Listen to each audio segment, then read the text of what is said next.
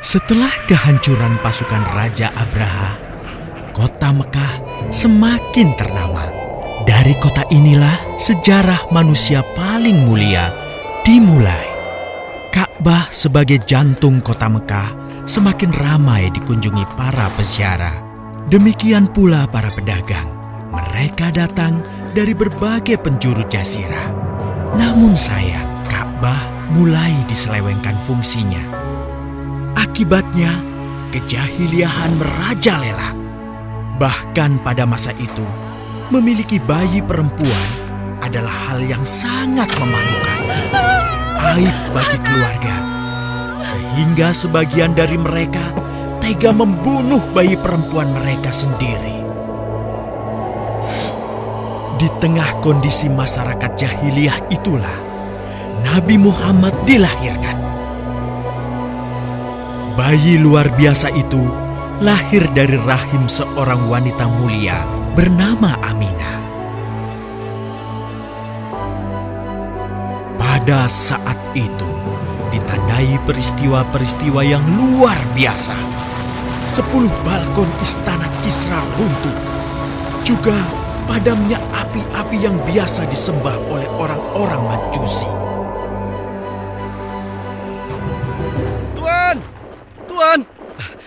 Tuan Abdul Muthalib, ada kabar gembira. Kabar gembira? Kabar gembira? Kabar gembira apa? Tuan, cucu Anda telah lahir. Benarkah? Laki-laki atau perempuan? Laki-laki, Tuan. Subhanallah, Alhamdulillah, Allahu Akbar. Kalau begitu aku ingin segera melihatnya. Mari, Tuan. Setelah mendengar itu, Abdul Muthalib bergegas menuju ke rumah Aminah.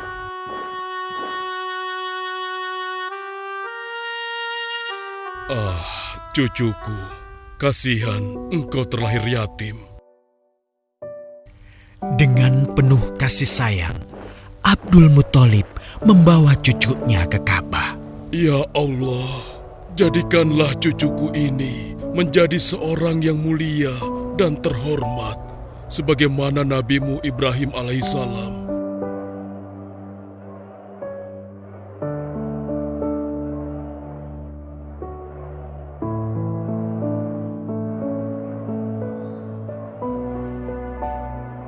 Siapa namanya, Ayah? Muhammad. Muhammad? Iya, aku akan menamainya Muhammad. Artinya yang terpuji. Kehadiran Muhammad kecil sungguh memberi kebahagiaan. Tidak hanya bagi keluarga Bani Hashim, bahkan seluruh kabilah suku Quraisy menyambutnya dengan sukacita. Kemudian Abdul Muthalib mencarikan ibu susu bagi Muhammad kecil. Kita sudah berhari-hari mencari anak susuan, yang dari situ kita akan mendapatkan imbalan yang cukup. Namun hingga saat ini, belum juga kita dapatkan. Ya, istriku, aku mengerti.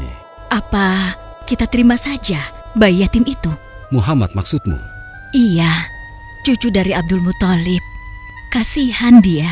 Hampir semua teman-teman dari rombongan kita tidak ada yang mau menyusuinya. Karena tidak ada harapan untuk mendapatkan imbalannya dari ayah bayi itu. Betul juga engkau, istriku. Kasihan anak itu. Aku mendukungmu jika engkau susui dia. Mudah-mudahan Allah memberikan keberkahan bagi kita. Halimah segera mendatangi Abdul Muthalib. Dia bersedia untuk menjadi ibu susu dan pengasuh bagi Muhammad kecil. Betapa gembira Abdul Muthalib mendengarnya. Halimah dari Bani Sa'ad itu akhirnya dipercaya Abdul Muthalib untuk mengasuh cucunya 2 tahun lamanya. Ayo istriku, kita berangkat sekarang. Sebentar lagi suamiku. Insya Allah kita berangkat sampai anak ini kenyang. Kalau begitu, aku lanjutkan berkemas-kemas dahulu. Hah? Ada apa suamiku? Lihat, unta dan keledai kita. Mereka demikian sehat, tidak seperti sebelumnya. Subhanallah. Betul suamiku, tidak seperti kemarin. Demi Allah, kau tidak salah memilih istriku. Kau telah mengambil anak yang dipenuhi dengan barokah. Allah melimpahkan keberkahan atas Halimah dan suaminya. Mereka pulang ke kampung Bani Sa'ad dengan penuh rasa syukur. 2 tahun berlalu sudah. Tugas Halimatus Sya'diyah sesungguhnya telah usai. Saatnya Muhammad kecil harus dikembalikan kepada ibunya. Terima kasih Halimah. Engkau telah merawat anakku dengan baik selama 2 tahun. Tidak ada yang bisa kuberikan kecuali aku berdoa. Semoga Allah memberkahi engkau dan keluargamu. Amin. Saya juga bersyukur diberikan kepercayaan dan kesempatan merawat anakmu, wahai Ibu Aminah. Namun, begini Bu, mohon maaf. Kalau boleh, izinkan aku merawat Muhammad lebih lama lagi. Aku masih sangat sayang padanya. Baiklah, kalau begitu aku setuju dengan usulmu. Bawa dan rawatlah Muhammad sebagaimana dia anakmu sendiri. Terima kasih Ibu, terima kasih. Begitulah, Muhammad kecil kembali ke tengah-tengah Bani Sa'ad. Ia tumbuh menjadi anak yang memiliki banyak teman karena kemuliaan akhlaknya. Tatkala berusia sekitar 4 tahun, terjadilah suatu peristiwa. Muhammad, Bu! Muhammad! Muhammad? Kenapa Muhammad? Muhammad dibawa orang. Hah? Dibawa orang? Diculik? Coba ceritakan. Ketika kami tengah bermain, tiba-tiba ada orang dewasa datang. Dia langsung membawa pergi Muhammad dan membunuhnya. Hah? Membunuhnya? Ya Allah, di mana? Di mana? Antarkan ibu ke sana. Dengan perasaan cemas, Halimah bergegas menuju tempat itu. Dan dilihatnya, Muhammad kecil tengah terduduk. Muhammad, apa yang terjadi denganmu? Dengan sangat tenang dan jelas, Muhammad kecil menceritakan apa yang telah terjadi. Bahwa seseorang telah membelah dadanya, mengambil hatinya, kemudian mencucinya dan mengembalikannya lagi ke tempatnya semula. Maka sesungguhnya yang datang itu adalah malaikat Jibril. Dia ditugaskan Allah untuk mencuci hati Rasulullah sehingga bersih dari segala kecenderungan setan. Subhanallah, sungguh anak ini bukanlah anak sembarangan. Sebaiknya aku kembalikan saja kepada ibunya. Peristiwa itu membuat Halimah sangat khawatir. Maka bergegaslah Halimah mengembalikan Muhammad kecil kepada ibunya. Menginjak usia yang ke-6 tahun, Muhammad kecil diajak ibunya untuk berziarah ke makam ayahnya, Abdullah di Yathrib. Dalam perjalanan pulang kembali ke kota Mekah, Aminah pun jatuh sakit. Dari hari ke hari, tubuhnya semakin melemah. Hingga di sebuah kota bernama Abwa, letaknya antara Mekah dan Yathrib, Aminah meninggal di sana. Dan Muhammad kecil pun menjadi seorang anak yatim piatu. Sejak itulah, Muhammad kecil dirawat dengan penuh cinta dan kasih sayang oleh kakeknya, Abdul Muthalib. Muhammad, sudah berhentilah memerah susunya. Insya Allah, sudah cukup untuk persediaan kita hari ini. Beristirahatlah sejenak. Makanlah agar kau tetap sehat.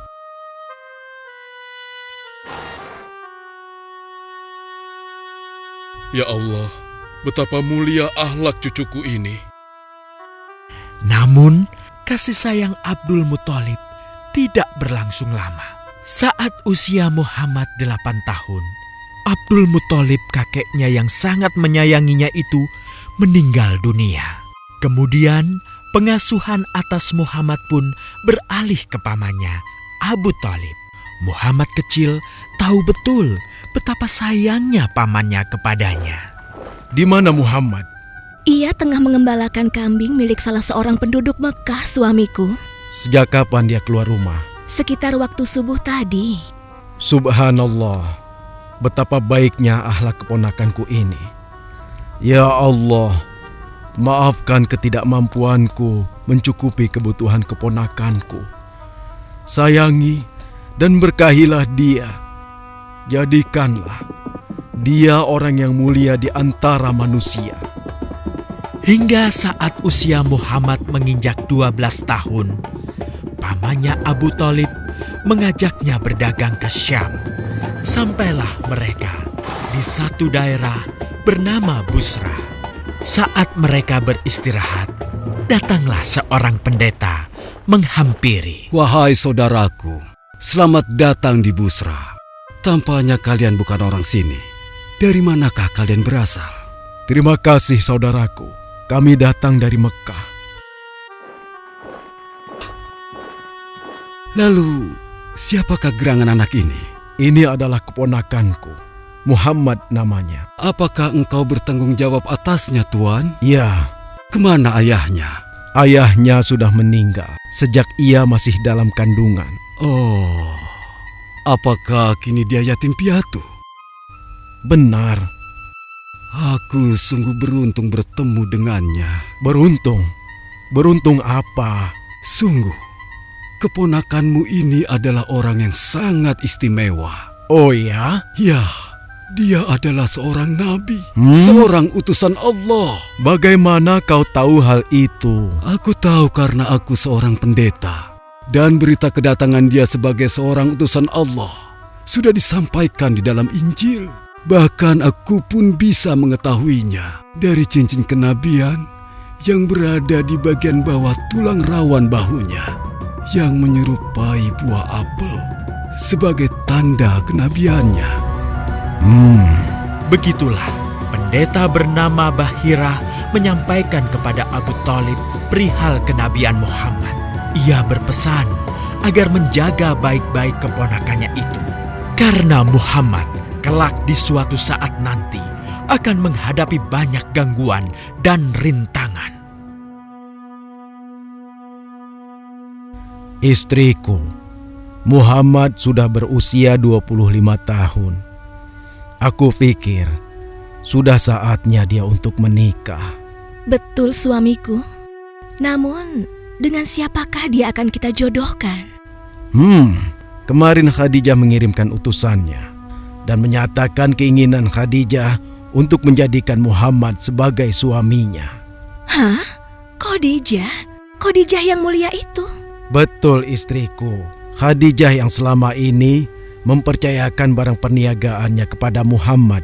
Kenapa dia memilih Muhammad? Ya, Khadijah mengagumi kejujuran dan kebaikan akhlak Muhammad. Menurutmu sendiri bagaimana? Aku pikir Khadijah adalah wanita terbaik bagi Muhammad.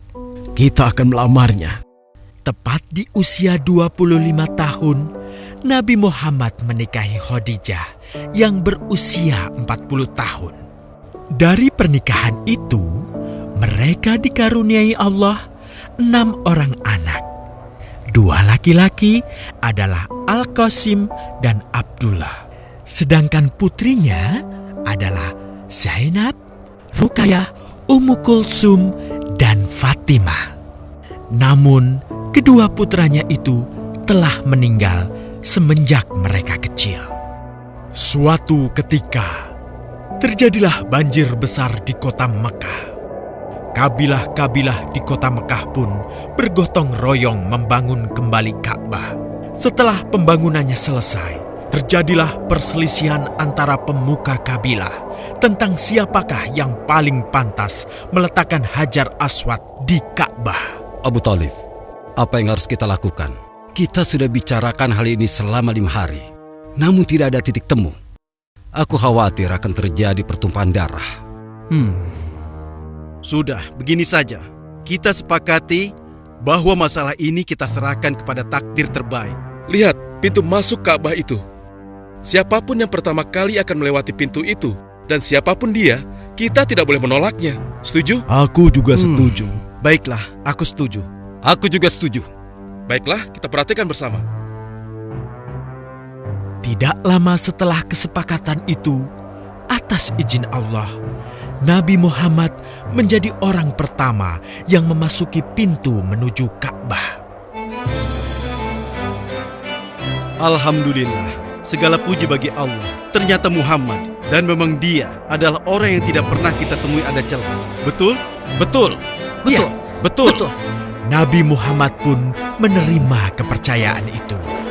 Dengan kebijaksanaannya, Nabi Muhammad meminta sehelai kain, lalu meletakkan Hajar Aswad di atasnya. Nabi Muhammad mempersilahkan seluruh pemuka kabilah untuk memegang ujung-ujungnya dan mengangkatnya secara bersama-sama.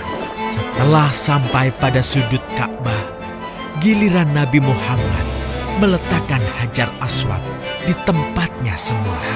Terhindarlah perpecahan di kota Mekah. Meskipun demikian, kegelisahan masih terus menggelayuti hati Nabi Muhammad. Kejahiliahan ada di mana-mana. Kezaliman dan kemaksiatan terus berlangsung. Ia tak habis pikir. Nabi Muhammad mulai merenung dan menyendiri untuk menghindar dari perilaku jahiliyah.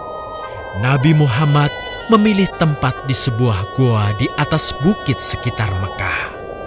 Goa Hiro. Dari mulut goa itulah Nabi Muhammad bisa memandangi kota Mekah yang dicintainya dengan pandangan yang lebih luas. Hingga suatu ketika, sesuatu yang tidak pernah terbayangkan sebelumnya terjadi. Tiba-tiba, goa itu menjadi terang benderang. Kemanapun arah mata melihat, di sanalah cahaya itu ada. Itulah malaikat Jibril. Jibril berkata, "Bacalah." Dengan gemetar, Nabi Muhammad berkata, "Aku tidak bisa membaca." Malaikat Jibril lantas merangkul Nabi Muhammad SAW dengan kuat hingga nafas beliau sesak. Seraya berkata lagi, "Bacalah." Sampai akhirnya malaikat Jibril membantunya setelah merangkulnya dan menyuruhnya membaca hingga 3 kali. Kemudian malaikat Jibril membantunya membaca. "Bacalah dengan menyebut nama Tuhanmu yang menciptakan. Dia telah menciptakan manusia dari segumpal darah. Bacalah, dan Tuhanmulah yang paling pemurah, yang mengajarkan manusia dengan perantaraan Al-Qalam. Dia mengajarkan kepada manusia apa yang tidak diketahuinya." Kalimat suci telah terucap. Resmilah sudah. Dari dalam Goa Hiro, Allah mengangkat Nabi Muhammad SAW sebagai penuntun dari kegelapan menuju cahaya, dari keburukan menjadi kebaikan, dan dari kesengsaraan menuju ke keselamatan.